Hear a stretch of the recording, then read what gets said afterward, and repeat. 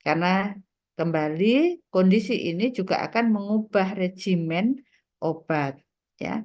Yang lalu sudah disinggung kan, bagaimana kalau obat dengan indeks terapi sempit, ya, untuk pendosisan mana yang akan dipilih? Bolus, misalnya ada IV bolus, apa IV intermittent, atau infus continue. Ya, kemudian juga terkait dengan obat, ya mungkin karena peluang efek samping atau toksisitas obat, maka juga akan berpengaruh. Kita bisa berstrategi bagaimana menurunkan risiko efek yang tidak diinginkan dengan melakukan pengaturan dosis, ya. Kemudian yang kaitan antara kadar dan respon. Ya, utamanya yang lalu mungkin sudah disinggung dengan bagaimana pengaruh hubungan kadar dan respon itu utamanya adalah untuk antibiotika. Ya, antibiotika ada biasanya yang dipertimbangkan selain farmakokinetik juga farmakodinaminya. Ya, yang lalu ada obat dengan concentration yang karakternya concentration dependent dan ada yang time dependent.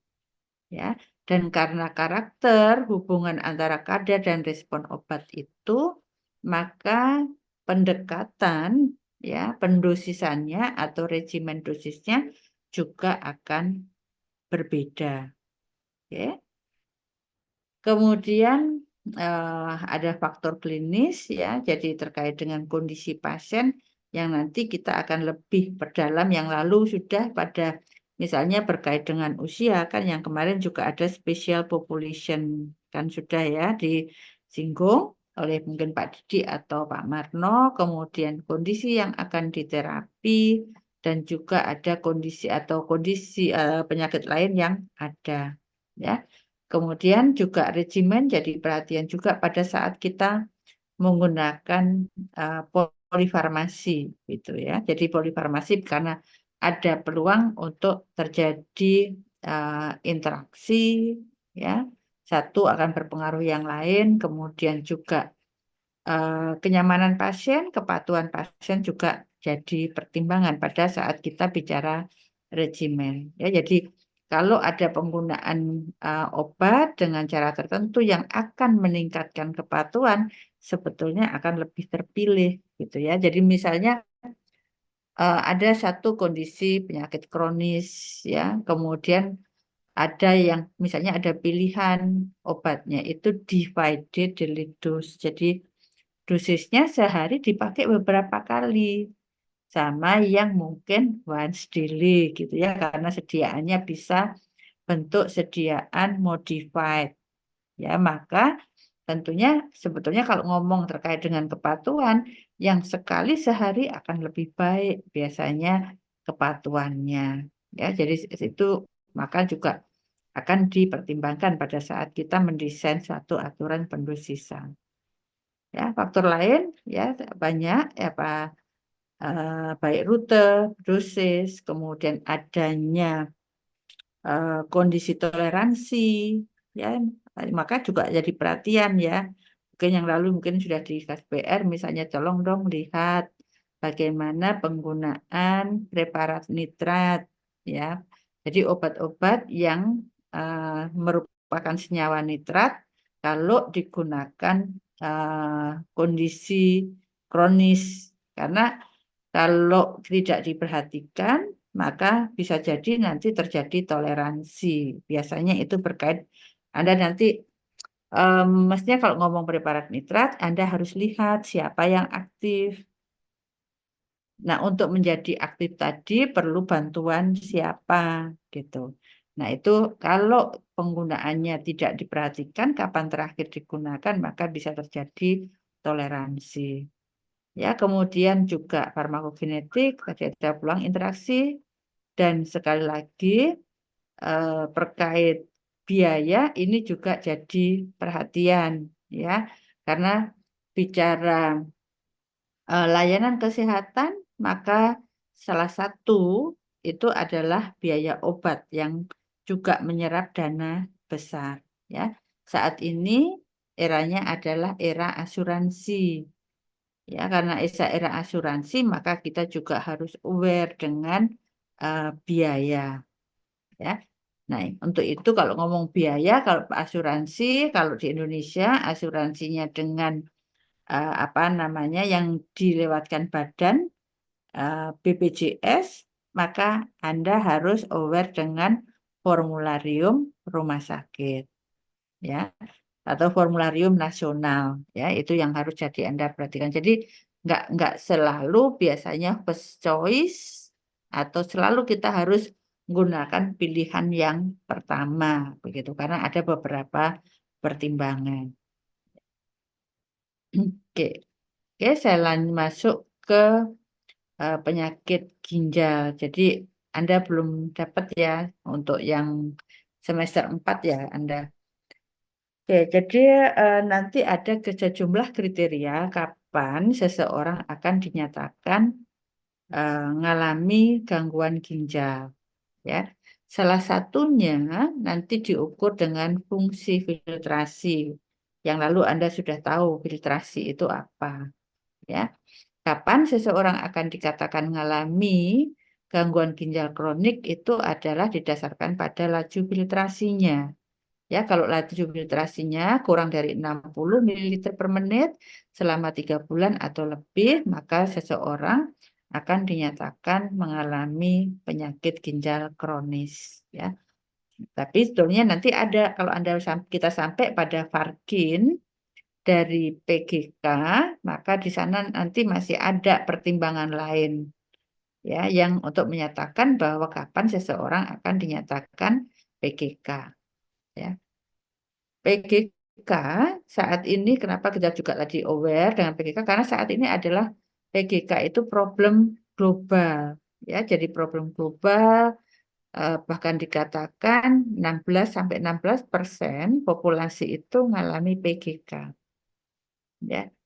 Mungkin kadang kita misalnya juga ada sebagian dari kita ada gangguan tuh mulai masuk ke gangguan ginjal, tapi kita tidak akan merasakan mungkin. Kenapa? Karena ginjal kita bekerja ada dua dan mereka saling kompensasi gitu ya. Oke, kemudian kalau gangguan ginjal nggak teratasi, nanti akan membutuhkan yang disebut terapi pengganti ginjal.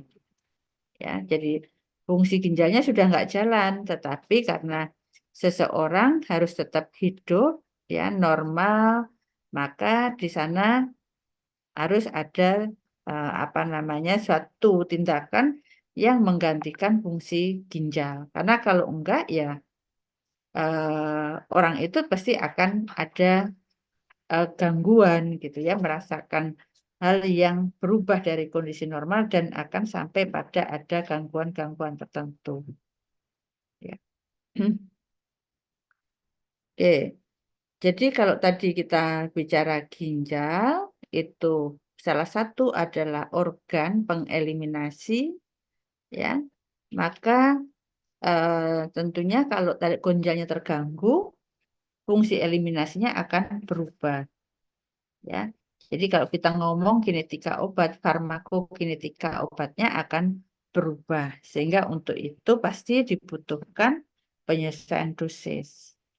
Ya, apakah semua obat butuh penyesuaian dosis pada gangguan ginjal? Kira-kira jawabannya bagaimana? Apakah semua obat akan membutuhkan penyesuaian dosis pada gangguan ginjal?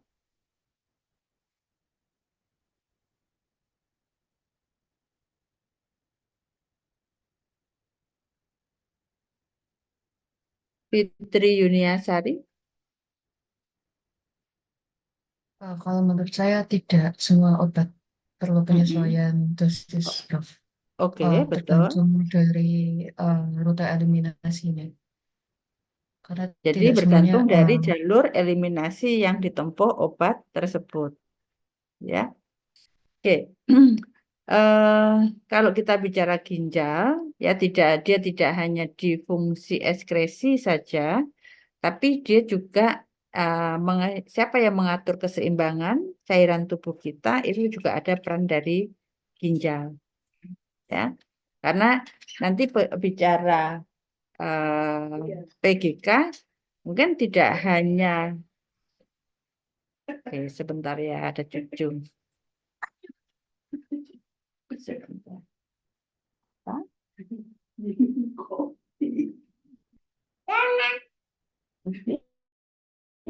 Kuliah dulu, oke?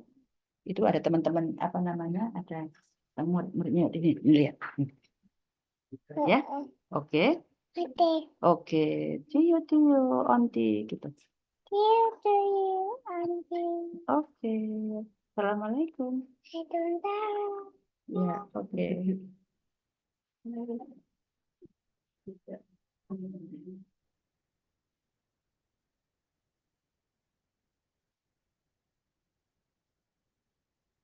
Ya, jadi kalau ada gangguan ginjal nanti tidak hanya eliminasi ya. Kalau pada gangguan ginjal apalagi stage-nya, tahapannya itu sudah tahapan yang lanjut gitu ya. Mungkin Anda pernah dengar ada end stage renal disease gitu ya, penyakit ginjal tahap akhir. Kalau Anda sekarang minum gitu ya, sehari minum misalnya 2 liter. Paling enggak urin Anda pasti 1,5 liter mestinya. Ya. Tapi pada pasien dengan gangguan ginjal tahap akhir, itu urin aja sudah nggak keluar, kalau boleh dikatakan seperti itu. Ya, Anda minum 2 liter, ya bisa sehari Anda akan naik 1 kilo lebih. Ya, sehingga untuk itu pasti orang dengan gangguan ginjal minum pun dibatasi.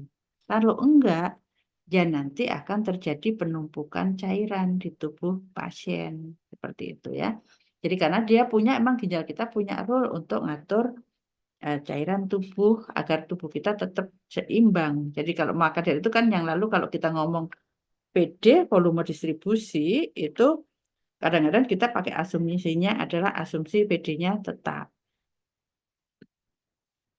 Kemudian elektrolit juga demikian ya. Jadi kalau ada gangguan ginjal mungkin nanti akan terjadi juga ada peluang terjadi gangguan keseimbangan elektrolit. Ya, pengeluaran sisa metabolik. Jadi kita intake protein gitu ya. Kalau kita intake protein, sisa metaboliknya apa ya?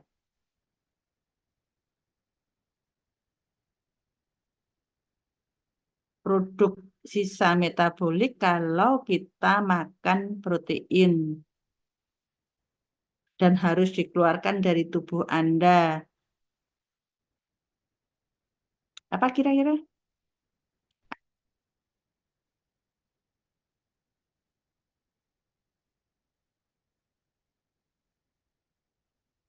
Kalau Anda urinnya dibiarkan, Anda akan bau apa? Membau bau apa?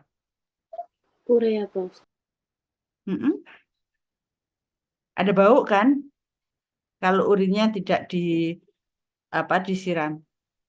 Yang menyebabkan bau itu siapa? Urea. Urea. Ya, karena dia akan terurai menjadi amonia, kan begitu ya. Dan amonia itu nggak boleh tinggi di dalam tubuh, kan begitu. Ya, sehingga dia harus segera dikeluarkan dari dalam tubuh Anda.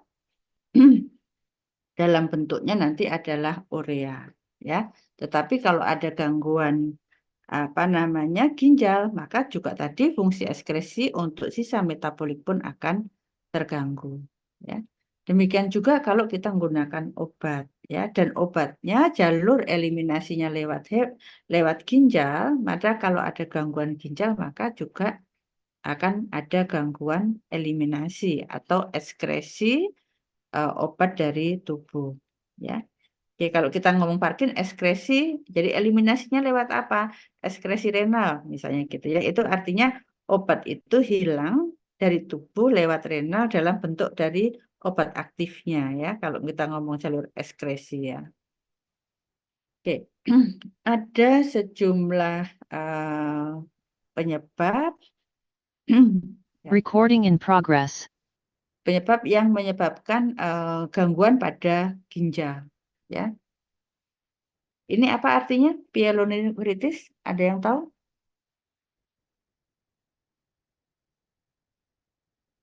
Ada kata itis artinya apa?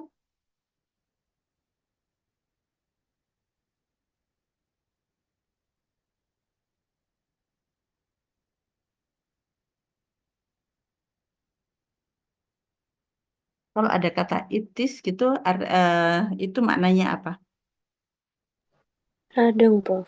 Radang, ya, peradangan pada piulum dari ginjal kita, buah ginjal kita ya. Jadi di sana kalau ada sejumlah obat yang atau bahan yang bisa menyebabkan peradangan, ya.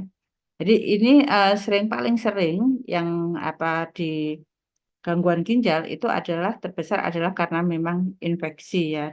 Untuk kalau higien kita nggak bagus, maka infeksi utamanya dari bawah, kemudian dia akan naik sampai pada gangguan ginjal. Tapi bisa juga karena sistemik ya. Kemudian hipertensi ya. Kalau ada kondisi hipertensi tidak terkendali, maka juga akan bisa menyebabkan gangguan ginjal. Ya, yang lalu kan Anda tahu ya, apa sih yang gaya penggerak dari proses eliminasi lewat renal.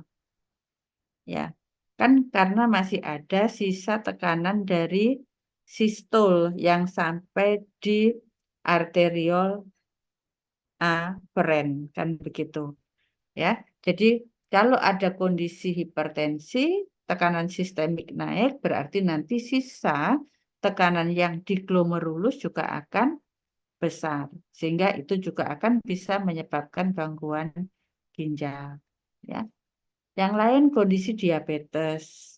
Ya, Anda belum sampai ya partenya di sini. Jadi pada kondisi diabetes, seseorang biasanya dengan kadar gula atau glukosa yang tinggi.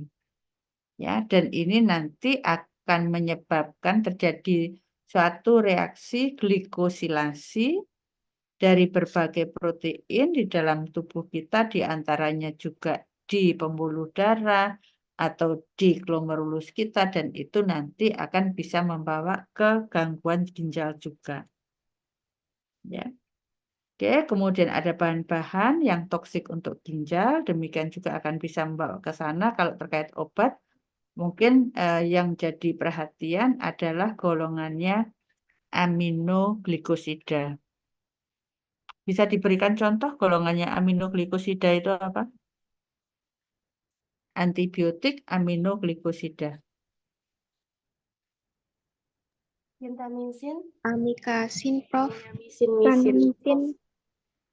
Ya, betul. Ya, amikasin, gentamicin, netilmisin. Ya, jadi obat ini bisa menyebabkan gangguan ginjal. Ya, tapi jangan berpikir begini. Berarti kalau nanti ada seseorang ada dengan gangguan ginjal, kemudian dapat aminoglikosida jadi salah. Nggak selalu begitu ya. Tapi kalau ada penggunaan aminoglikosida, kita harus aware. Nanti ada peluang ginjal terganggu. Ya. Tapi bukan berarti nanti kalau ada kondisi gangguan ginjal, kemudian ada seorang pasien dapat aminoglikosida, jadi salah. Belum tentu. Ya, nanti kalau Anda belajar lebih lanjut terkait penggunaan obat, itu ada kondisi-kondisi tertentu yang memang obat ini dibutuhkan. Dan kalau seperti itu, biasanya pertimbangan adalah risiko manfaatnya mana. Ya, kalau masih lebih besar manfaat, pasti akan diambil. Oke, kemudian kondisi hipovolemi. Ya, jadi kalau ada kondisi hipovolemi, kira-kira kondisi apa ya hipovolemi itu ya terjadi ya?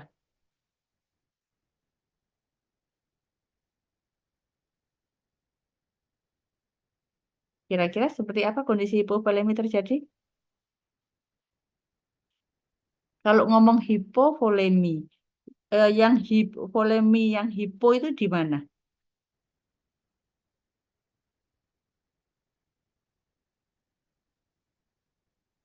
Revo?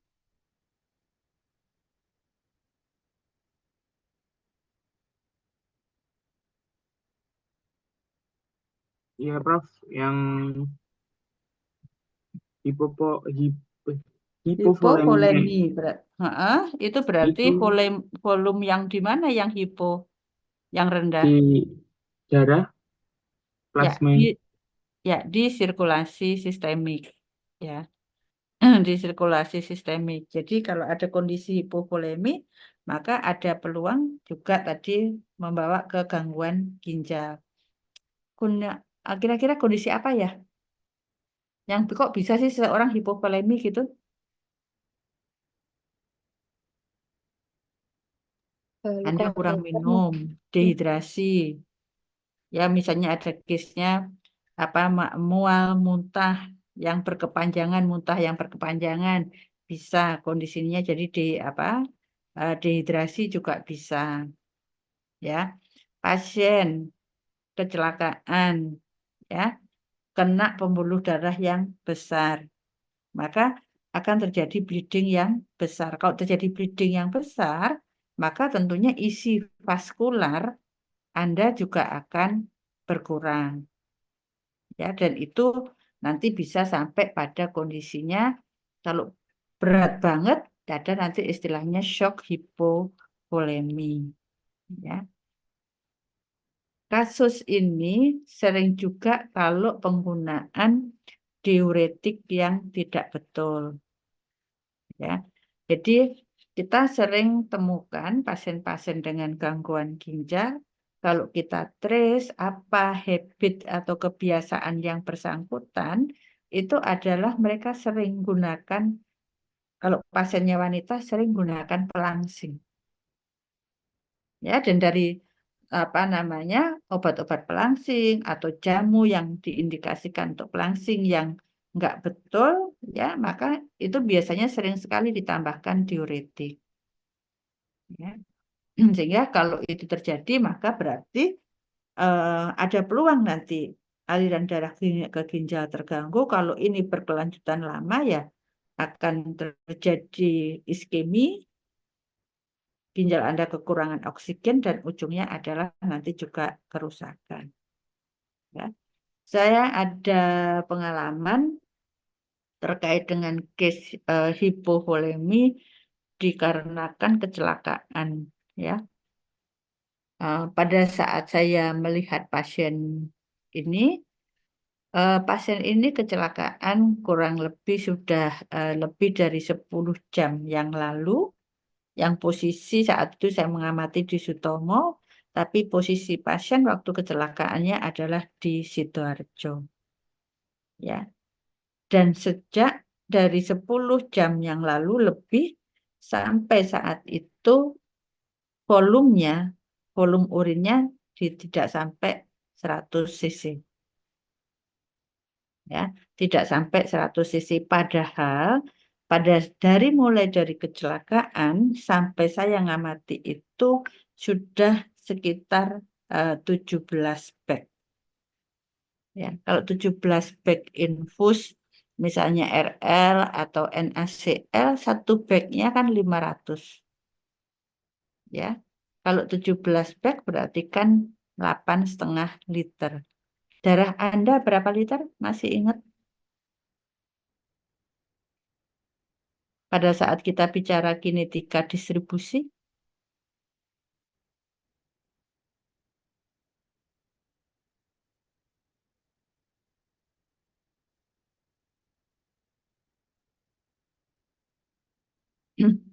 yuk darah Anda berapa liter? Kemarin waktu simulasi, praktikum simulasi juga mestinya disinggung ya.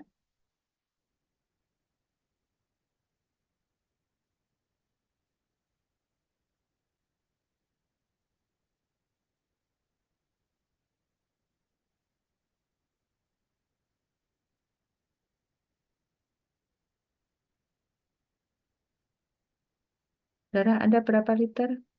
4,5 sampai 5,5 liter. Iya, betul. Ya, sekitar 5 liter. Ya. setelah 5 liter. Tapi apa namanya di case tadi pasien itu padahal sudah 8 liter lebih masuk, tetapi ternyata produksi urinnya tidak bagus. Kenapa? Karena ternyata kalau kita baca riwayatnya pasien tadi sempat mengalami shock, ya, shock hipovolemi, hanya tidak apa namanya tidak tahu kita berapa lama, ya, shock dari kondisi shock sampai dia dapat terapi cairan, kemudian seberapa berat dari kondisi shocknya, maka itu tadi akan bisa menyebabkan gangguan pada ginjal. Sehingga tadi saya sampaikan bahwa lebih dari 10 jam yang lalu, tapi produksi urinnya tidak sampai 100 cc. Ya. Sehingga kalau Anda ketemu dengan case-case seperti itu, maka ada peluang tadi fungsi ginjal terganggu. Kalau pasien sedang menggunakan obat, ya ada peluang nanti eliminasi obat terganggu. Ya, masih ada lagi adalah kondisi alergen yang bisa menyebabkan gangguan pada ginjal. Oke. Nah, kalau pada gangguan ginjal yang kita juga sering misalnya ada sebutan pasiennya uremi gitu ya. Itu artinya si pasien dengan gangguan ginjal ya. Anda tahu untuk proses ekskresi renal ya, maka di sana bisa lewat filtrasi, bisa juga lewat sekresi kan begitu. Jadi kalau ada gangguan ginjal maka peluang filtrasi dan sekresi juga akan turun. Ya. Biasanya juga akan disertai akumulasi dari cairan ya di tubuh kita. Kemudian juga tadi untuk fungsi sisa metabolik ya tidak jalan juga, berarti akan terjadi akumulasi nitrogen. Kemudian juga pada gangguan ginjal biasanya asam lemak bebas, free fatty acid tubuh itu juga akan meningkat ya untuk mengompensasi osmolaritas yang ada di dalam tubuh. Ya, kemudian di gangguan ginjal juga ada gangguan kesetimbangan elektrolit. Ya. Jadi kalau kita bicara gangguan ginjal, pasti kalau ngomong eliminasi obat dan obatnya tadi, kalau obat itu eliminasi utamanya lewat ginjal, maka ada peluang perubahan eliminasinya turun. Ya, jadi sekali lagi kalau bicara penggunaan obat dengan gangguan ginjal, maka kita harus juga tahu. Anda bisa eksplor ke reference apakah obat ini jalur eliminasinya lewat hepar atau ginjal. Ya, kalau jalur eliminasi utamanya lewat ginjal, apalagi obat indeks terapinya sempit, maka kita harus hati-hati dengan terjadinya penurunan eliminasi obat via ginjal, sehingga nanti perlu adjust. Tapi terkait dengan perubahan kinetik yang ada pada gangguan ginjal tidak hanya masalah eliminasi, ya, eliminasi lewat renal, tapi pada gangguan ginjal juga ada peluang bioavailabilitas obat akan turun, ya, volume distribusi juga akan berubah, ya, karena apa? Karena tadi ada retensi cairan, ya, jadi penumpukan cairan tubuh lebih besar. Sehingga kalau obatnya hidrofil, maka ada peluang VD-nya akan berubah. Ikatan obat protein juga biasanya terganggu. Ya, karena di sana tinggi amoniak dan itu nanti juga akan berpengaruh pada ikatan obat protein. Ya. Gangguan ginjal bisa juga nanti berdampak pada proses metabolisme obat di hati. Bisa juga demikian. Atau untuk obat-obat tertentu, eliminasinya lewat biotransformasi metabolisme. Tapi metabolismenya ada di ginjal. Ya, jadi kalau kita ngomong hepar memang organ eliminasi utama lewat metabolisme. Ya, tetapi metabolisme tidak hanya satu-satunya ya di hepar. Misalnya ngomong insulin gitu.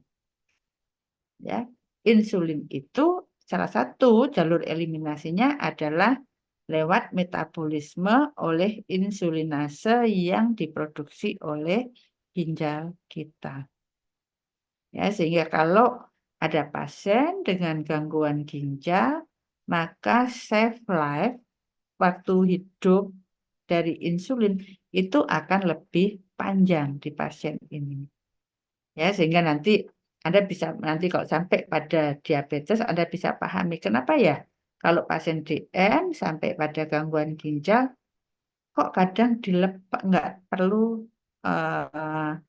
anti diabetes. Ya, karena ada kondisi itu, ya. Ya, kemudian juga pada gangguan ginjal bisa ada perubahan sensitivitas dari reseptor obat. Ya, jadi sekali lagi pada gangguan ginjal itu tidak hanya perkara eliminasi obat turun, tapi masih banyak faktor-faktor berkait genetika yang berubah. Oke. Kemudian bagaimana tadi untuk melakukan estimasi dosis, ya, memperkirakan dosis pada pasien dengan gangguan ginjal, ya. Nah, untuk estimasi nanti adalah yang kita harus prediksi adalah berapa fungsi ginjal yang masih tersisa. Ya, prinsipnya itu kalau satu obat ya misalnya 100% lewat misalnya eliminasinya boleh dianggap 100% lewat renal. Maka ya kita tinggal lihat berapa sih fungsi ginjal yang tersisa. Itu kita bisa hitung lewat nilai clearance kreatinin. Ya. Atau kalau misalnya obatnya lewat jalur eliminasinya lewat ginjal dan hepar, ya, maka nanti kita lakukan estimasi fungsi ginjal yang tersisa, ditambah nanti berapa besar yang dieliminasi lewat hepar, ya, dan itu digunakan untuk memprediksi parameter eliminasi, clearance atau tetapan laju eliminasi. Ya, jadi nanti pada saat kita mau mengestimasi dosis yang kita cari adalah harga parameter eliminasi total. Baik bisa dengan lewat clearance atau lewat K. Boleh review? K menyatakan apa?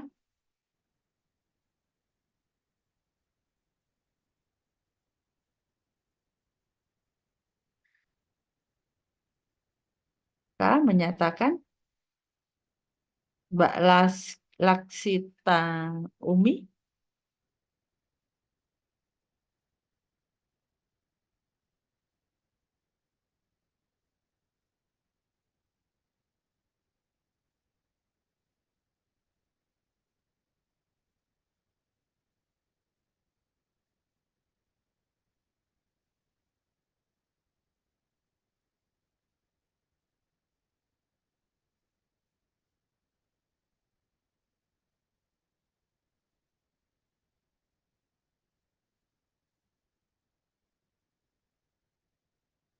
Yang lain K menyatakan apa?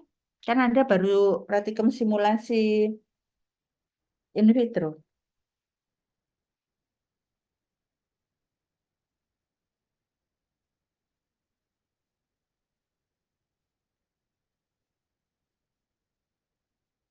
Tetapan laju eliminasi. Ya, K tetapan laju eliminasi. Tapi dia menyatakan apa? Ekspresi sama ke metabolisme. Agak keras, Pak. Kata ekspresi ditambah ke metabolisme. Ekskresi ditambah metabolisme. Yang lain lagi? Kalau K sama dengan 0,01 per jam. Kan gitu ya, satuannya kan per waktu ya. Jadi itu menyatakan apa? Artinya apa? Kalau K sama dengan 0,01 per jam. Fraksi obat yang diekskresikan per satuan waktu. Ya, fraksi. Jadi K itu adalah fraksi obat yang dieliminasi per satuan waktu. Ya, fraksi. Kalau tadi 0,01 berarti 1 per 100. Yang 100 di mana? Yang satu yang dikeluarkan, yang 100 yang di mana posisinya?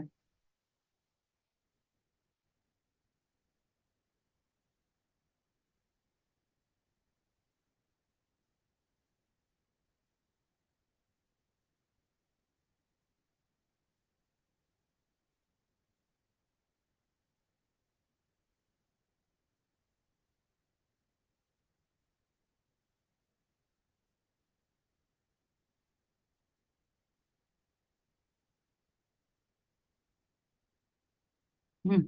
Tadi kan fraksi, fraksi itu kan bagian kan. Kalau fraksi obat yang dieliminasi persatuan waktu, jadi kalau tadi 1, 0,01 berarti 1/100 kan. Yang 100 posisinya di mana? Ada dalam tubuh. Yang ada di dalam tubuh. Ya, jadi K menyatakan fraksi obat yang dieliminasi persatuan waktu. Ya, kalau clearance menyatakan volume darah yang mengandung obat yang dibersihkan dari obat persatuan waktu. Ya. Oke, dari praktikum yang lalu Anda juga bisa melihat ya kalau ada dua obat, K-nya yang satu misalnya 1, 0,3, yang satu 0,03, yang satu 0,01, Anda bisa memastikan yang cepat tereliminasi adalah yang K-nya besar. Tapi kalau misalnya diketahui clearance dua obat yang berbeda. Yang lalu Anda praktikum clearance-nya ada 200 ml per menit, yang satunya adalah 100 ml per menit. Kan gitu. Apakah yang clearance 200 ml per menit berarti lebih cepat tereliminasi dari tubuh?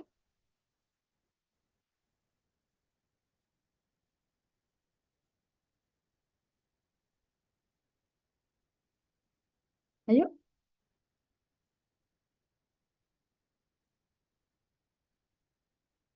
Dari praktikum simulasi, Anda kan sudah buat laporan.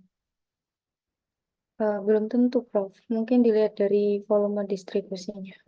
Ya, betul. Ya, jadi kalau parameter eliminasi dinyatakan untuk dua obat yang berbeda, saya katakan dua obat yang berbeda, Anda tahu clearance-nya, maka untuk tahu bahwa dia lebih cepat tereliminasi atau tidak dari dalam tubuh, maka Anda harus lihat PD-nya.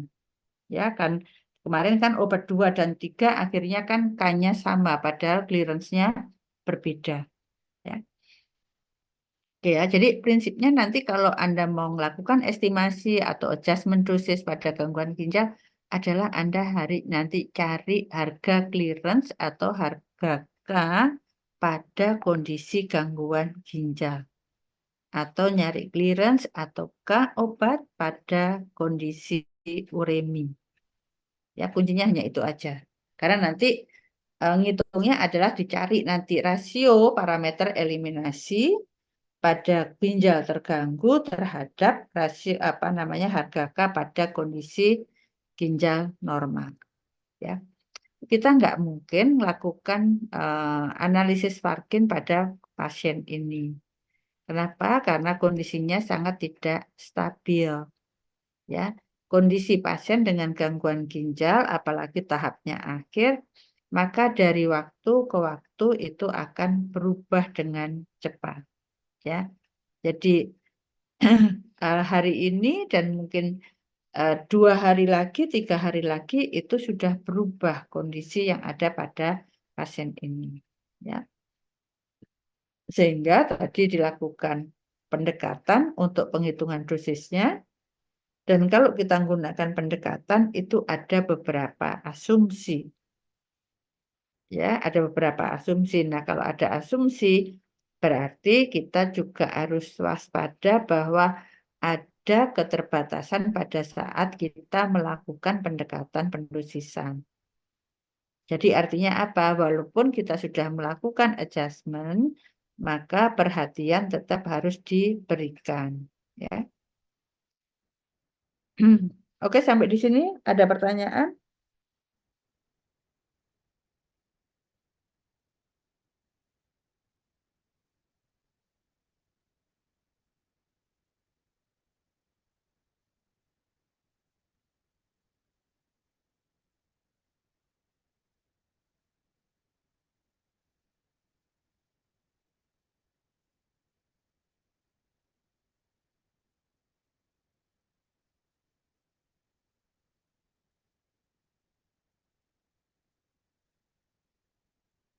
Ya, kalau nggak ada, saya lanjut.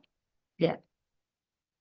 Nah, untuk pendekatan pendosisan tadi kan kita mau cari harga parameter eliminasi di kondisi ginjal terganggu.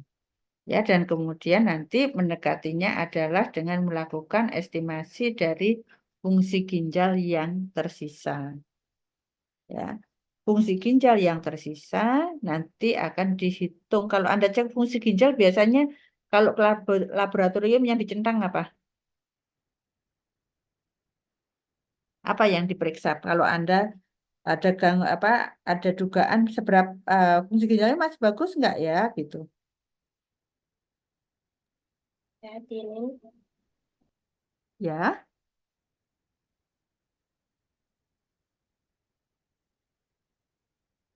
ayo silakan. Kreatinin serum yang bun, terus apa lagi? Betul, ya. Yang biasanya kalau di klinik itu serum kreatinin dan bun biasanya seperti itu.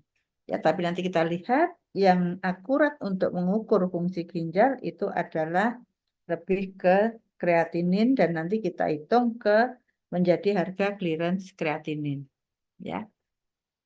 Nah, ini ada beberapa asumsi pada saat kita melakukan estimasi tadi dengan menggunakan clearance kreatinin, ya. Ada asumsi bahwa dinyatakan clearance kreatinin itu akan mengukur tingkat kerusakan ginjal secara akurat, ya. Tetapi di sana ada peluang, ya, kondisi clearance kreatinin itu bisa bias estimasinya, ya, sehingga harus dipastikan bahwa kalau ada peningkatan misalnya serum kreatinin, apakah memang serum kreatinin ini disebabkan karena ada fungsi ginjal yang terganggu, ya, atau ada kondisi klinis lain, ya, ada kondisi klinis lain. Jadi kalau misalnya ada kondisi yang menyebabkan lisis otot, ya, ada satu kondisi terjadi lisis otot besar-besaran, maka itu juga bisa menyebabkan kreatinin meningkat. Jadi artinya kita kalau menggunakan parameter tadi serum kreatinin, kita convert ke clearance kreatinin bisa akan jadi bias, ya. Yang kedua adalah kinetika obat, ya, itu kinetikanya adalah tidak bergantung dosis, ya. Padahal ada beberapa obat mungkin yang kinetikanya adalah kinetikanya non linear. Jadi ini bergantung dosis berarti tidak bergantung dosis, jadi artinya kinetikanya ya linear. Kalau dosis meningkat kadar meningkat, tapi yang non linear Anda sudah belajarkan di kinetika metabolisme yang dengan peningkatan dosis justru sedikit aja tiba-tiba terjadi lonjakan kadar. Oke, asumsi yang ketiga adalah eliminasi non-renalnya konstan. Ya, jadi kalau satu obat dieliminasi lewat dua jalur. Misalnya renal dan non-renal. Misalnya non-renalnya adalah via hepar. Maka pada saat kita bicara adjustment dosis untuk renal, maka asumsinya eliminasi non-renalnya tetap tidak berubah. Ya, padahal tadi kita tahu pada pasien dengan gangguan ginjal itu ada peluang nanti juga akan terganggu dari fungsi livernya atau metabolismenya. Ya. Kinetika proses absorpsi tetap, ya, atau konstan, ya, padahal kita tahu juga ada gangguan ginjal biasanya juga akan menyebabkan gangguan dari saluran cerna utamanya pada area lambung. Ya. Kemudian clearance obat lewat urin menurun secara linear dengan penurunan fungsi ginjal atau penurunan clearance kreatinin. Padahal di sana kita tahu juga untuk proses eliminasi renal ada peluang melibatkan sekresi aktif, ya, sekresi aktif ataupun proses ada reabsorpsi tubular. Ya. Kemudian ikatan obat protein tidak berubah asumsinya. Padahal kita tahu tadi ikatan obat protein dapat berubah, ya. Jadi kekuatan ikatannya bisa berubah karena adanya kondisi uremia atau penumpukan ureum atau sisa-sisa metabolik nitrogen yang ada dalam tubuh, ya. Konsentrasi target berubah tetap asumsinya. Padahal di sana kita juga tahu untuk obat-obat tertentu pada kondisi gangguan ginjal, misalnya ada gangguan keseimbangan elektrolit, maka juga bisa berubah efeknya. Misalnya adalah digoksin. Ya, jadi kalau digoksin ada perubahan kadar potasium atau kalium, maka kekuatan ikatannya nanti akan berubah.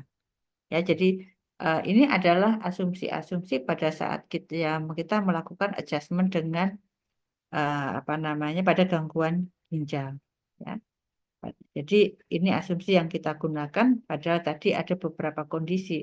Ngomong clearance kreatinin aja kita menggunakan clearance kreatinin juga hati-hati. Kita harus memastikan ini adalah memang terjadi peningkatan harga kreatinin karena penurunan fungsi ginjal atau ada kondisi lain yang menyebabkan kreatinin meningkat. Ya. Oke, masih ingat ya kalau kita ngomong dosis ganda, ya kadar target itu kan ini, ya C average pada kondisi tuna, ya C average pada kondisi tuna. Jadi kadar targetnya itu adalah CAP sama dengan F fraksi dosis terabsorpsi dikalikan D0 itu dosis dibagi clearance total. Jadi ini parameter obat, kemudian dikalikan tau. Tau itu interval pemberian. Ya. Sekarang kalau untuk satu obat gitu ya, ada kita menggunakan ada 2 pasien misalnya, satu fungsi ginjalnya normal, yang satu fungsi ginjalnya terganggu. Ya. Kadar targetnya sama atau berbeda.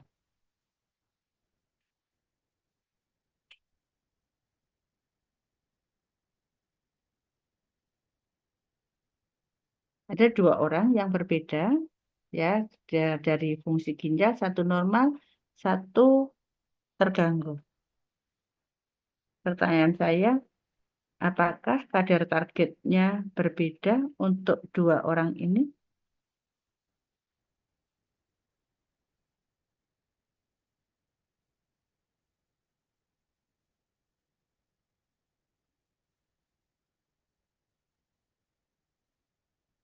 Ayo gunakan logika Anda. Farmakologi sudah didapat.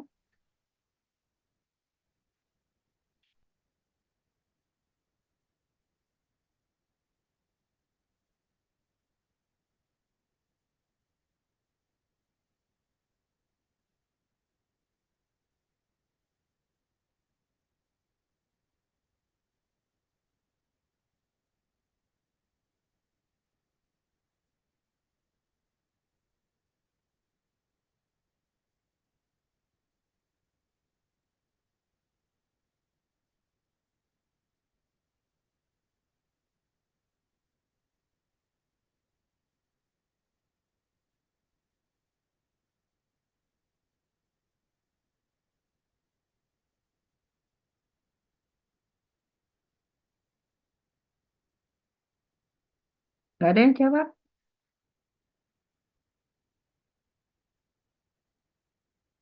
Marita Putri, Ada perbedaan ya, Bu? sekarang kalau gini, Anda misalnya aja gunakan analgesik. Anda pusing, ya 2 orang pasien ini sama-sama pusing. Butuh analgesik, misalnya paracetamol gitu. apakah kadar targetnya berbeda? Sama. Sama, Bu. Nah, kalau kita ngomong kadar target, misalnya terkait tadi obat sakit kepala, berarti MEC-nya, ya, minimal effective concentration, untuk apa namanya sampai kadar itu dan rasa nyeri berkurang, kan gitu, ya. Jadi kalau kita bicara kadar targetnya sama. Ya, kadar targetnya sama. Jadi di dua orang ini secara umum kadar targetnya adalah sama, tetapi kecuali case yang tadi ya di koksin ya masih ada variabel yang dipertimbangkan. Tapi secara umum kadar targetnya akan sama, ya. Tapi karena pada kondisi ya yang gangguan ginjal tadi ginjalnya terganggu, maka tadi kalau Anda umumkan tadi ini CAV kadar target itu CAV F dosis dibagi clearance kali tau. Ya ini sama ini. Ya pada kondisi normal seperti ini. Pada kondisi gangguan ginjal, maka rumusnya juga sama. Tetapi pada gangguan ginjal ini adalah parameter obatnya. Ini adalah parameter di kondisi uremi. Kan gitu. Ya. Tau-nya adalah tau pada kondisi uremi. Ya. Nah, kalau pada kondisi uremi, clearance-nya tentunya akan kecil kan.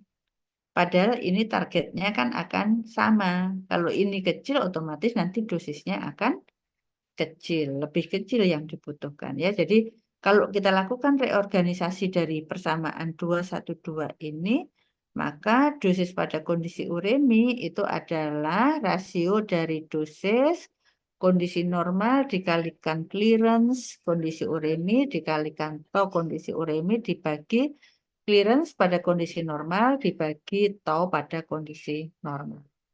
Ya, kita lakukan penyederhanaan kalau seandainya interval pemberiannya sama, maka dosis pada kondisi uremi itu adalah rasio dari dosis pada kondisi normal dikalikan clearance total pada kondisi uremi dibagi clearance total pada kondisi normal. Ya, sehingga kalau Anda lihat di sini, dosis pada kondisi uremi itu adalah rasio dari clearance, ini kan clearance kondisi uremi terhadap clearance kondisi normal dikalikan dosis normal.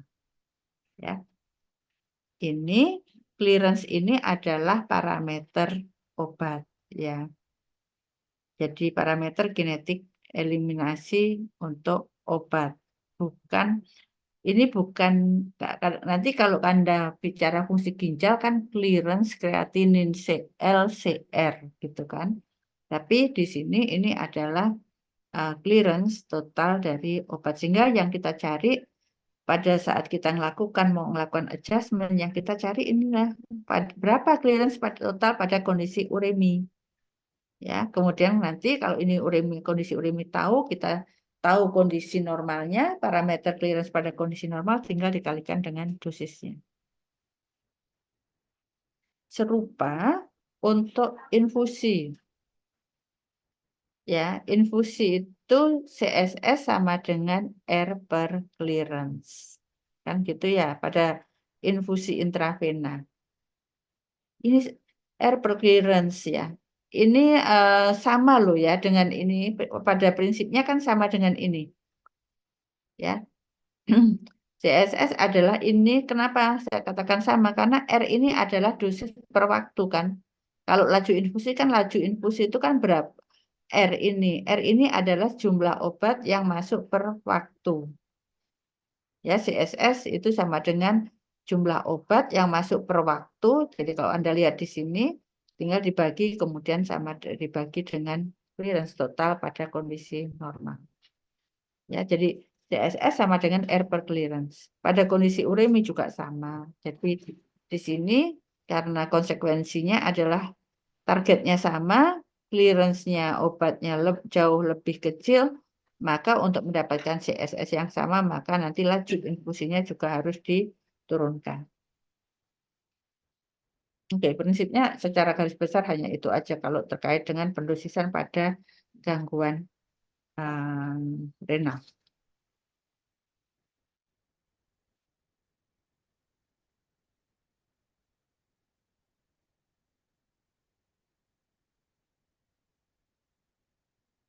Oke. Kalau dinyatakan dengan harga K juga sama. Ya, jadi kita cari kalau misalnya yang diketahui harga K, tetapan laju eliminasi, maka nanti yang kita cari adalah nilai rasio dari KU, K pada kondisi uremi terhadap K pada kondisi normal dikalikan dosis normal. Itu adalah dosis amat di kondisi uremi.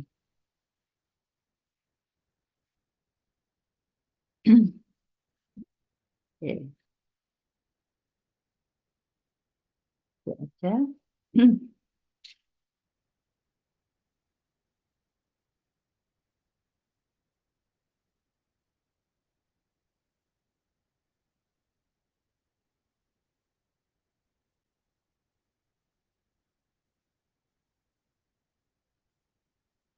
Oke. Kemudian juga bagaimana kalau yang nanti yang diketahui adalah harga FE. FE biasanya kalau di kuliahnya Pak Didik mungkin bisa FE atau FU ya notasinya. Intinya adalah fraksi yang terekskresi lewat urin. Ya. Jadi ini rasio dari KR pada kondisi uremi terhadap ini KR ya. KR pada kondisi normal itu sama dengan rasio dari fungsi ginjal pada kondisi uremi dan fungsi ginjal pada kondisi normal. Kalau kita ngomong clearance kreatinin, maka yang tergambar adalah mestinya di kepala kita ini bukan parameter obat. Kita nggak bayangkan ini adalah parameter kreatinin, tapi ini adalah fungsi ginjal. Ya, karena fungsi ginjal akan diukur dari nilai clearance kreatinin. Jadi rasio KR pada kondisi uremi terhadap kondisi normal, KRN ini misalnya KRN itu sama dengan rasio dari fungsi ginjal pada kondisi uremi terhadap fungsi ginjal pada kondisi normal. Ya, reorganisasi dari persamaan ini didapatkan. Ya. Nah, kalau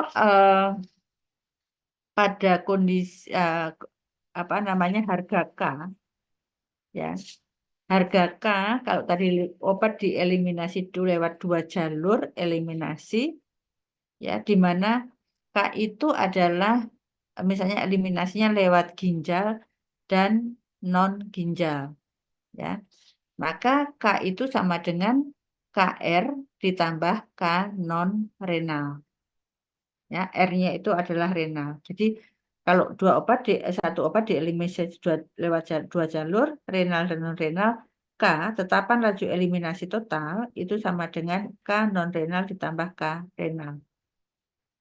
Ya. Kalau kondisinya uremi kan berubah nih harga K-nya. Kan? Jadi, tapi tadi kita pakai asumsi K non-renalnya adalah tetap.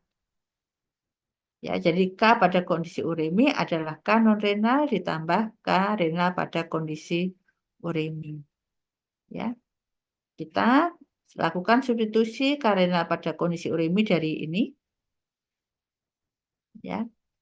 Maka kalau kita nanti mau nyari K pada kondisi uremi, kembali berarti sama dengan K non-renal pada kondisi uremi yang nanti asumsinya adalah ini sama dengan kondisi normal, dikalikan K renal pada kondisi normal dikalikan rasio dari fungsi ginjal pada kondisi uremi terhadap fungsi ginjal pada kondisi normal.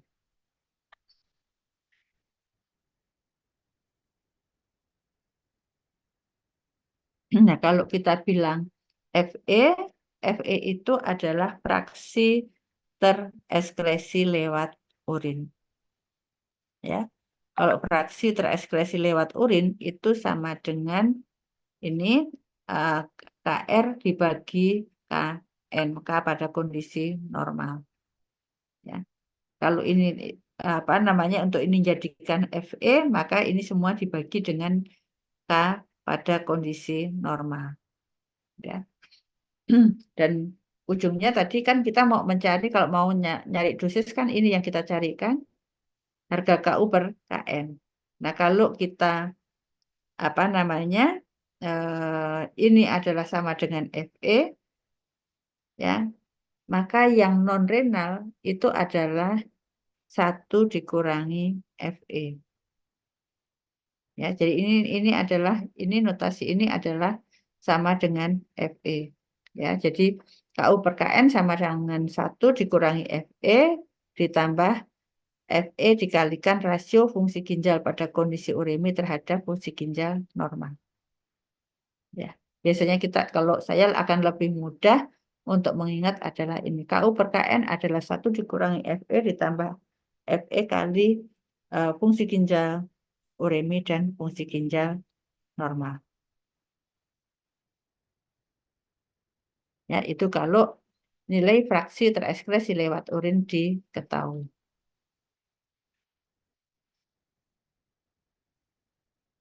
Nah, tadi Anda sudah tahu kalau kita cek fungsi ginjal, yang dicek adalah serum kreatinin dan BUN. Ya.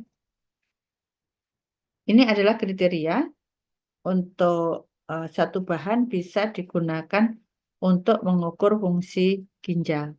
Ya. Jadi satu obatnya harus bebas filtrasi, karena tadi yang kita mau ukur adalah laju filtrasi. Ya. Bahan hendaknya tidak direabsorpsi atau disekresi aktif di tubulus. Ya. Kemudian tidak dimetabolisme, ya. Tidak berikatan secara bermakna dengan protein plasma. Kenapa kalau untuk mengukur GFR nggak bisa digunakan? Ini syarat yang keempat ini, kalau obatnya terikat dengan protein nggak bisa digunakan.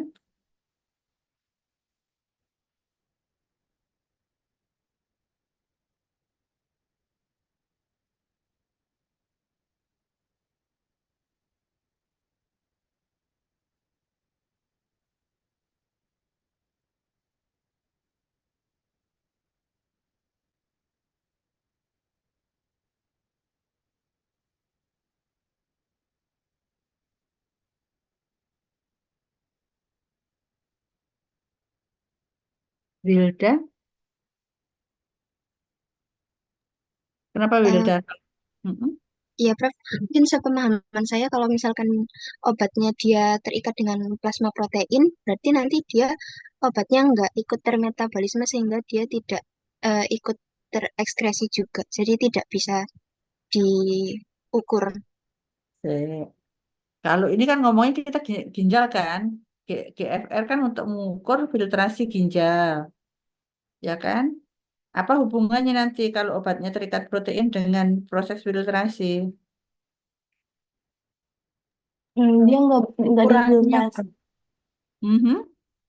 Gimana? Ukurannya mungkin, Prof. Ya, kan BM, ya di genetika distribusi ya, dibuka lagi ya. Ya, jadi kalau obat terikat protein, maka BM-nya kan paling nggak kalau misalnya albumin aja, kan dia bertambah 60.000 Dalton. Ya, sehingga tidak mungkin dieskresi lewat proses filtrasi, sehingga persyaratannya adalah ikatan proteinnya tidak bermakna gitu ya.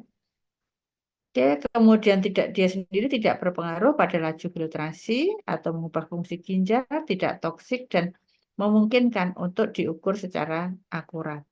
Ya, itu syarat untuk satu bahan bisa digunakan untuk mengukur GFR. Ya, ada banyak bahan yang mungkin yang di klinik tadi adalah 2 yang ini, yang kreatinin sama BUN. Ya. Tetapi walaupun kita sudah menggunakan serum kreatinin di klinik untuk kebutuhan sehari-hari, sebetulnya dia juga masih ada kekurangannya ya. Jadi ini dari kreatinin itu adalah dari proses metabolisme otot kita, ya. Kalau kita kondisinya normal, turnover Jadi proses pembentukan dan pembongkaran dari otot kita itu berjalan konstan. Jadi kadar kreatinin di dalam darah kita akan relatif konstan. Ya, sehingga kenapa misalnya kalau Anda cek fungsi ginjal kadang orang di pagi, kadang malam tidak masalah, ya. Ya, kembali dari persyaratan tadi obat ini atau kreatinin apa mohon maaf bukan obat ya, bahan endogen karena ini ya. Jadi difiltrasi oleh ginjal Anda, tidak direabsorpsi, tetapi memang di sana ada sedikit disekresi aktif, ya. Sehingga hasil perhitungannya nanti apa namanya lebih besar dari yang sesungguhnya, ya. Yang akurat itu adalah menggunakan inulin, ya. Gunakan inulin, tapi inulin itu kan bukan nggak ada produk endogen, sehingga kalau mau menggunakan inulin si individu itu harus intake inulin, harus diberikan inulin mungkin dengan cara infusi sampai kondisinya tunak, ya. Kalau sudah tunak kita akan tahu tadi clearance sama dengan atau CSS sama dengan R per clearance atau clearance sama dengan R per CSS, ya. Jadi pada kondisi tunak.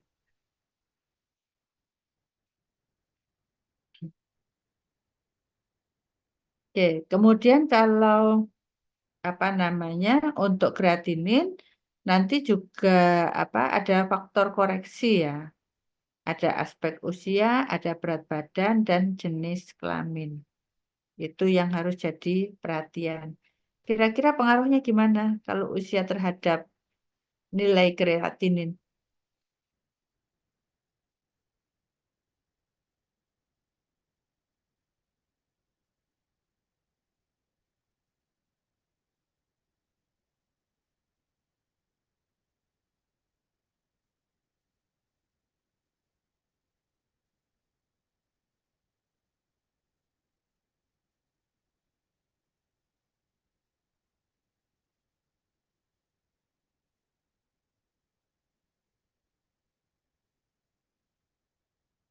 Gimana kira-kira pengaruhnya usia terhadap nilai kreatinin?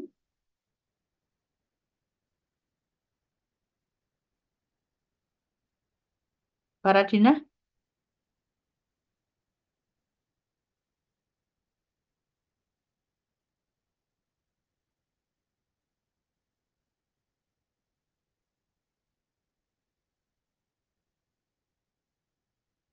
Asalnya kreatinin dari mana tadi, Mbak? Dari otot.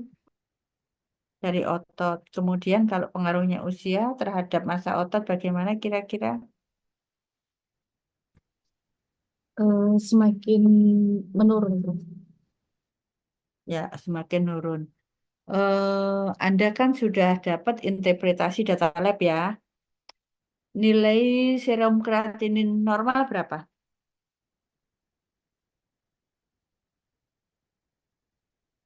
Masih ingat batas atasnya berapa? Anda kan barter jalan terus kan ini.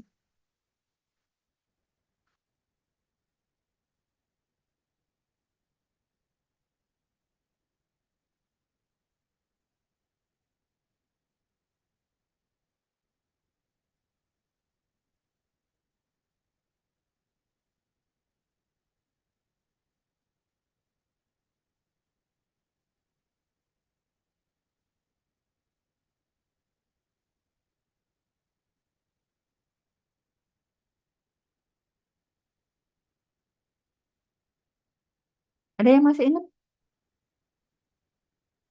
nilai maksimalnya normal? Sekitar berapa? Sekitar 1,2 mungkin. Ya, sekitar 1,2. Oke. Sekarang kalau misalnya ada seseorang ya usianya 78 tahun misalnya ya 78 tahun harga serum kreatininnya 1,1 gitu. Apa kesan Anda terhadap fungsi ginjal orang ini?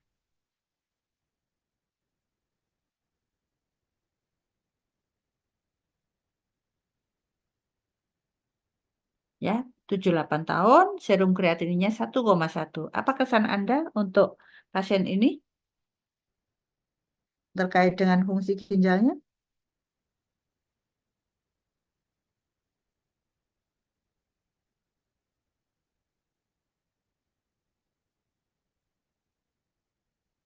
Ayo, agak cepat. Mungkin Masih fungsi masuk ginjalnya, rentang. Kenapa, Mbak? Diulangi, Mbak. mungkin fungsi ginjalnya bermasalah, Prof. Soalnya setahu saya kalau usianya bertambah, kreatininnya juga jadi naik, Prof. Kalau tadi 78 tahun, serum kreatininnya 1,1, kamu mempunyai kesan fungsi ginjalnya normal atau tidak normal? Tidak normal, Prof. Kenapa? Karena semakin usianya bertambah, kreatininnya semakin meningkat. Ya. Ya, jadi Anda nggak bisa apa namanya mengatakan ini normal gitu ya, karena ini pasiennya udah lansia, ya. Jadi biasanya nanti kalau pada lansia serum kreatinnya tuh di apa normal tapi biasanya dekat atas gitu ya. Kenapa? Fungsi tadi kok fungsi massa ototnya sudah turun, ya. Padahal kan ngomong kreatinin turnover dari eh, massa otot Anda, kreatin fosfat Anda kan begitu. Sehingga produksinya turun, tetapi eliminasinya dia juga turun gitu.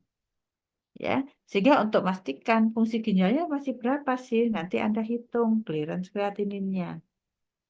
Ya, begitu juga kalau terkait dengan berat badan, karena tadi kan massa otot. Kalau misalnya pasiennya obes, komposisi antara berat badan tanpa lemak dan dengan lemaknya itu akan beda kan dibandingkan yang berat badan normal, sehingga nanti ada koreksi juga, ya. Jenis kelamin juga demikian karena massa otot laki-laki dan perempuan berbeda sehingga harus dilakukan koreksi, ya.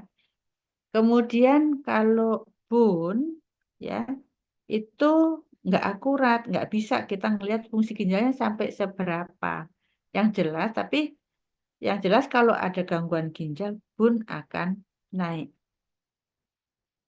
Ya, tapi kalau bone-nya tinggi, ya, maka itu masih banyak faktor yang bisa menyebabkan bone tinggi.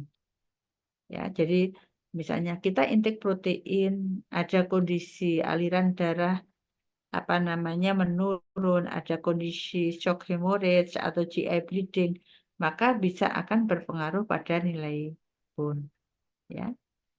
Sehingga ini tidak bisa digunakan untuk indikator fungsi ginjal, ya. Maksudnya di interpretasi data lab ya, Anda sudah dapatkan ya. Kemudian yang lain, tetapi ini belum diimplementasikan di klinik adalah pada nilai sistatin C, ya. Jadi dia punya beberapa kelebihan dibandingkan harga kreatinin, ya, karena dia dikeluarkan oleh semua sel dan bebas filtrasi, ya. Kemudian juga kadarnya tidak dipengaruhi oleh berbagai kondisi atau faktor-faktor yang ada pada kreatinin tadi, sehingga sebetulnya kalau ngomong ini selain inulin maka sistatin C juga lebih akurat karena sistatin C mudahnya lagi adalah dia sebetulnya senyawa endogen, tetapi sampai saat ini implementasi di klinik itu adalah lebih pada kreatinin.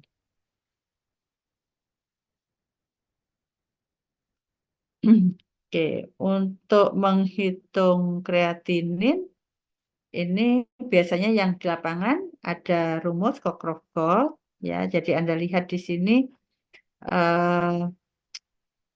ada faktor usia, koreksi usia. Jadi rumusnya adalah 140 dikurangi usia dikalikan berat badan dibagi 72 masih dibagi lagi dengan kadar kreatinin serumnya. Ya, CCR itu kreatinin serum.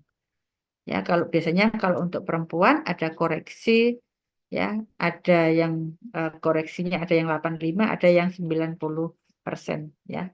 Kenapa? Tadi seperti saya sampaikan, untuk perempuan biasanya massa ototnya lebih rendah. Ya, jadi ada koreksi usia 140 dikurangi usianya dinyatakan dalam tahun, dan dikalikan berat badan dalam kilogram, kemudian dibagi 72 kali kadar serum kreatinin. Oke, kenapa tadi kreatinin bisa digunakan? Karena tadi untuk proses turnover-nya relatif tetap, konstan, dia didistribusi ke seluruh tubuh dan akan terjadi akumulasi kalau ada gangguan GFR. Ya. Kemudian untuk perhitungan dari clearance itu sudah dikonversi ke luas permukaan tubuh 1,73 meter persegi untuk berat badan 70 kilo laki-laki. Ya. Kalau berat badannya berlebih bagaimana gitu ya. Tadi kan untuk utamanya Cockcroft Gold itu berat badan yang dimasukkan adalah lean body weight atau berat badan tanpa lemak. Ya, cara menghitungnya ini untuk konversi berat badan tanpa lemak lean body weight untuk laki-laki dan perempuan. Ya, jadi kalau laki-laki berangkat dari 50 ya, kemudian ditambah 2,3 untuk setiap kelebihan ya inci dari 55 feet ya. Nanti Anda bisa konversi ke sentimeter ya. Biasanya kalau di kita kan ada satu dinyatakan dalam sentimeter. Jadi setiap kelebihan 1 inci dari 5 feet ini nilainya adalah 2,3. Jadi nanti kalau sudah ketemu lean body weight-nya, maka berat badannya ini yang akan dimasukkan ke sini ya.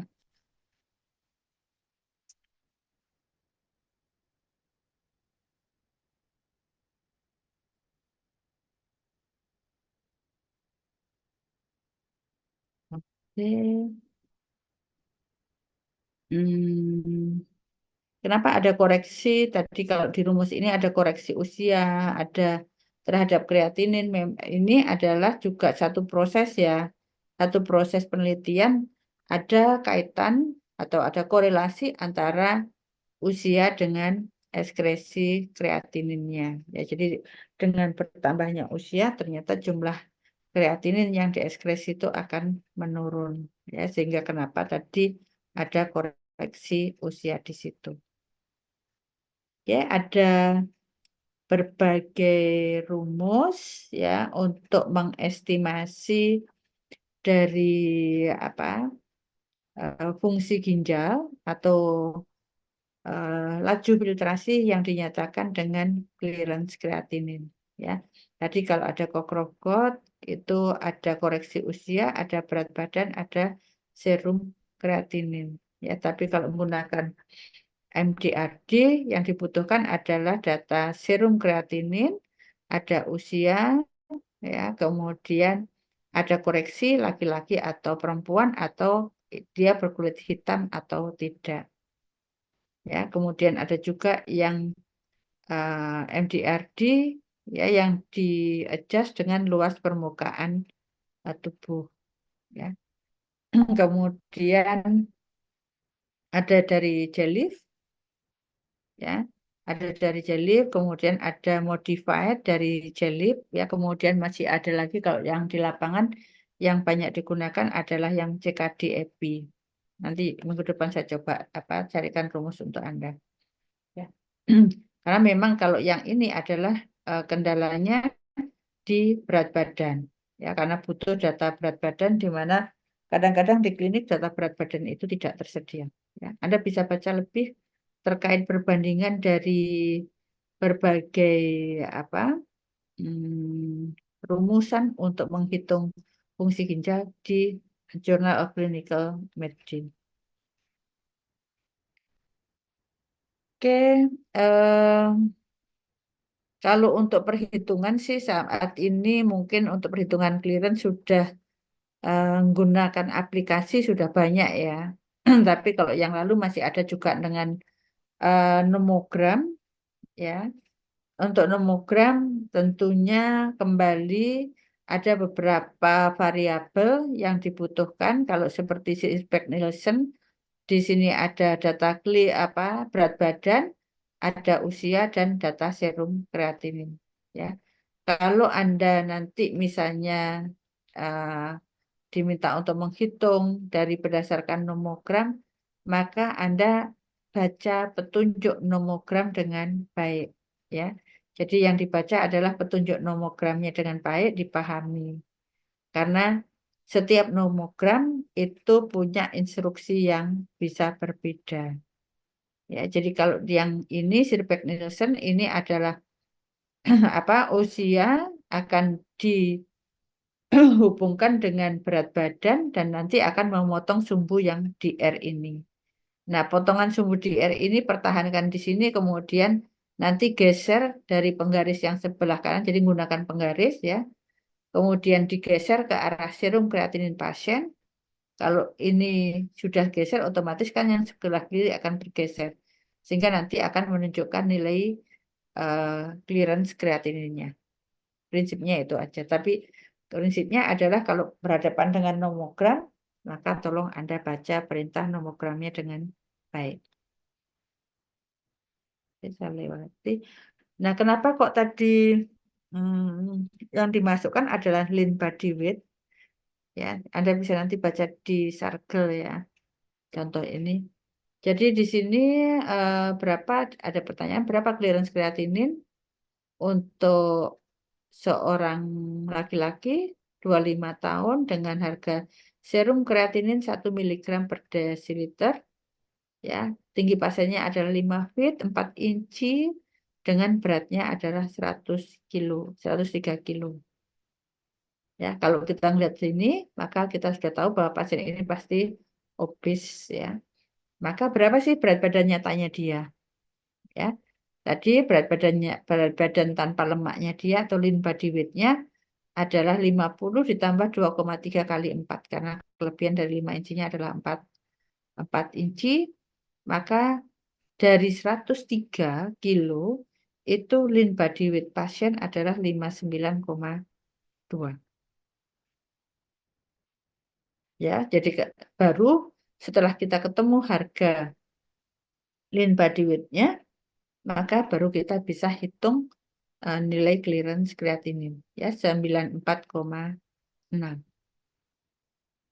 Karena kalau Anda hitung langsung dari berat badan nyata, maka ini kan hampir 2 kalinya nanti sekitar 180-an atau 175 180-an.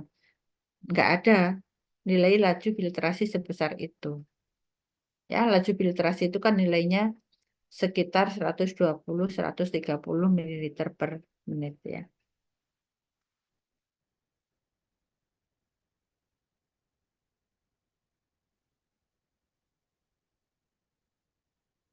Oke. Kemudian kalau Anda sudah ngitung tadi berapa clearance kreatinin, sebenarnya nanti nilai ini clearance kreatinin ini adalah nanti akan menunjukkan staging dari fungsi ginjal pasien. Ya. Jadi kalau lebih dari atas 90 diasumsikan fungsi ginjalnya masih normal. Ya. Kemudian kalau stage 2 60-89 itu masuk stage-nya 2. Turun lagi sampai 59-30 maka stage-nya 3 dan kalau pada gangguan ginjal tahap akhir itu adalah kurang dari 15 ml per menit. Ya, jadi kalau sudah hitungan dari clearance kreatininnya misalnya ketemu 10 atau 12 ya dia state-nya sudah tahap akhir ya. Jadi kalau pasien dengan tahapan ini maka biasanya untuk proses eliminasi ya baik sisa metabolik dari tubuh atau yang lainnya maka butuh satu proses HD atau hemodialisis.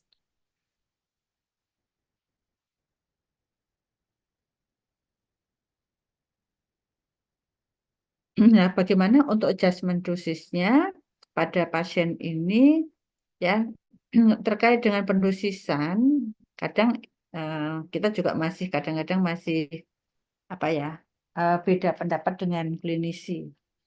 Jadi Kalau untuk pencapaian awal kadar target, tadi kan kadar target pasien gangguan ginjal dengan enggak kadar targetnya kan sama. Ya, kadar targetnya sama. Jadi sebetulnya dibutuhkan dosis awalan atau loading dose-nya adalah sama dengan subjek normal. Hanya nanti kalau sudah mencapai kadar target di pasien dengan gangguan ginjal, itu setelah obat itu masuk ke dalam tubuh, turunnya jadi lambat kalau obat tadi eliminasinya lewat renal yang utama. Ya, turunnya lambat, sehingga yang harus dilakukan adjustment adalah di dosis penjagaannya. Ya, jadi di dosis penjagaannya biasanya kalau kita menggunakan intervalnya tetap, maka dosisnya diturunkan. Ya. Atau ya kalau interval tetap dosisnya turunkan, atau kalau dosisnya tetap intervalnya diperpanjang, pada prinsipnya itu. Tapi sebetulnya kita juga bisa ubah hitungannya, kita ubah dosisnya dan kita ubah intervalnya. Ya, tapi secara prinsip loading dose-nya sama loh yang dibutuhkan. Tapi untuk dosis pelanjutannya atau dosis penjagaan, maka kalau kita gunakan intervalnya tetap, dosisnya turun. Ya. Kalau dosisnya yang tetap, maka intervalnya akan diperpanjang.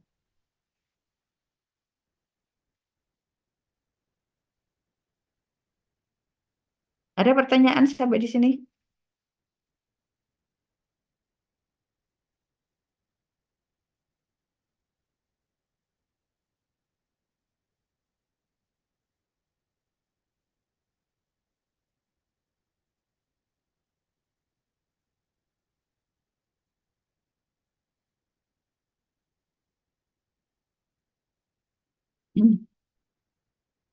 Oke. Kalau di sini ada obat ABCD. Mana obat yang eliminasinya sangat terganggu oleh atau berubah dengan cepat kalau ada gangguan fungsi ginjal? Obat A atau obat D?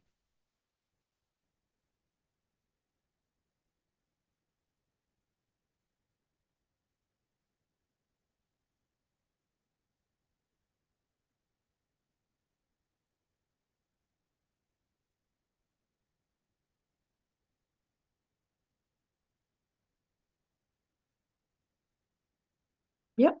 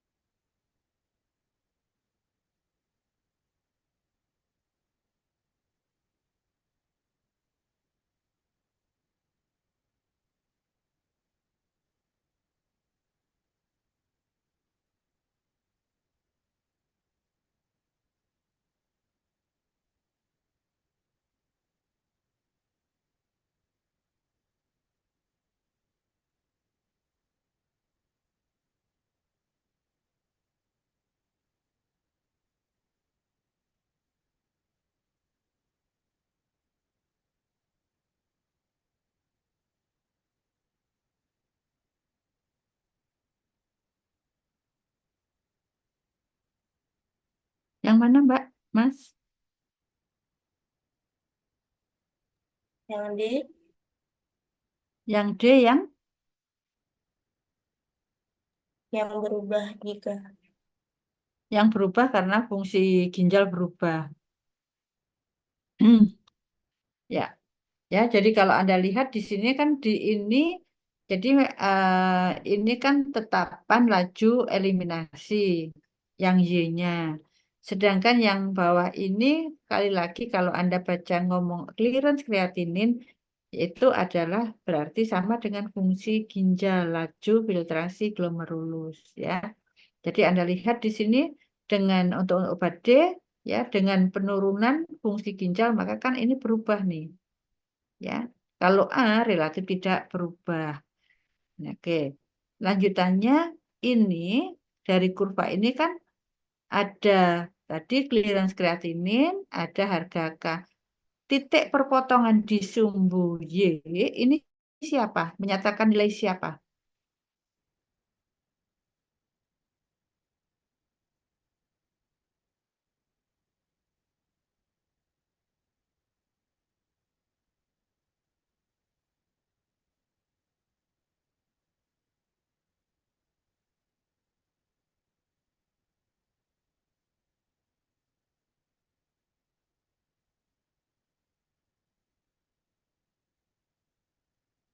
Hmm. Perpotongan di sumbu ini menyatakan nilai apa?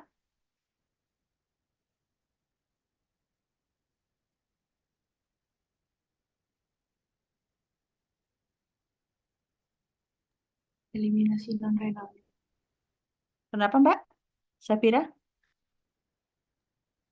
Eliminasi non-renal. Agak keras, Mbak. Aku nggak dengar.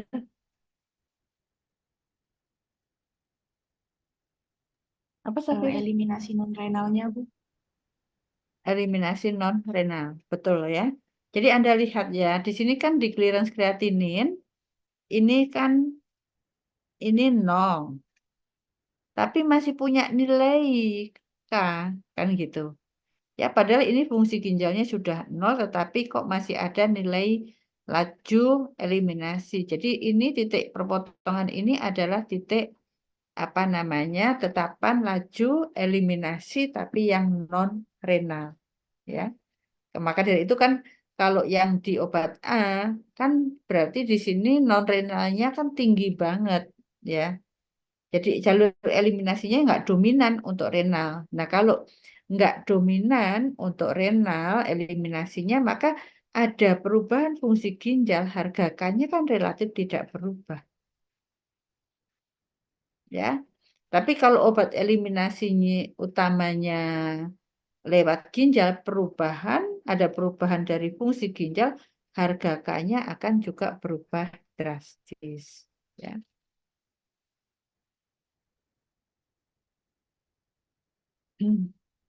Oke. Ini nomograf tapi juga sudah mulai nggak digunakan. Jadi intinya gini, Kak, kita ambil aja dari sini aja ya. Kalau tadi untuk ngitung dosis pada kondisi uremi, kalau yang pertama tadi kan cari ya harga clearance. Clearance obat atau parameter eliminasi obat. Kalau clearance ya clearance kondisi uremi nanti akan dibandingkan dengan harga clearance pada kondisi normal ya dikalikan dosis normal. Kalau diketahui harga K itu nanti dosisnya adalah KU per KN dikalikan dosis normal. Kalau tadi intervalnya tetap ya. Intervalnya tetap berarti dosis harus diturunkan. Tapi kalau dosisnya tetap, intervalnya yang harus diperpanjang. Nah, ini bagaimana intervalnya? Tinggal dibalik saja dari ini. Jadi, kalau dosisnya tetap, maka intervalnya adalah KN per KU dikalikan interval normal. Itu aja.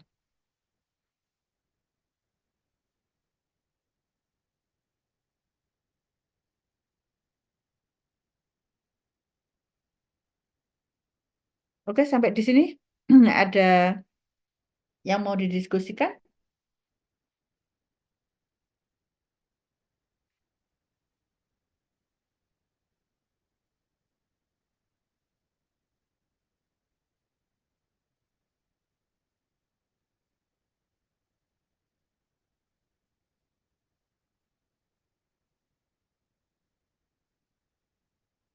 Nggak ada?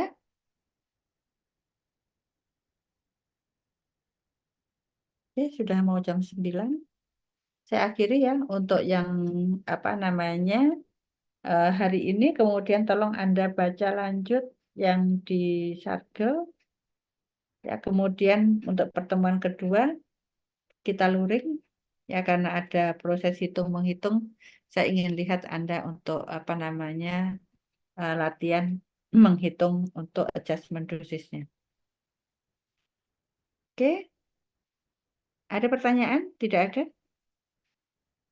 Oke, kalau tidak ada kita akhiri. Makasih. Assalamualaikum warahmatullahi wabarakatuh. Waalaikumsalam. Waalaikumsalam warahmatullahi Terima kasih banyak, wabarakatuh. Prof.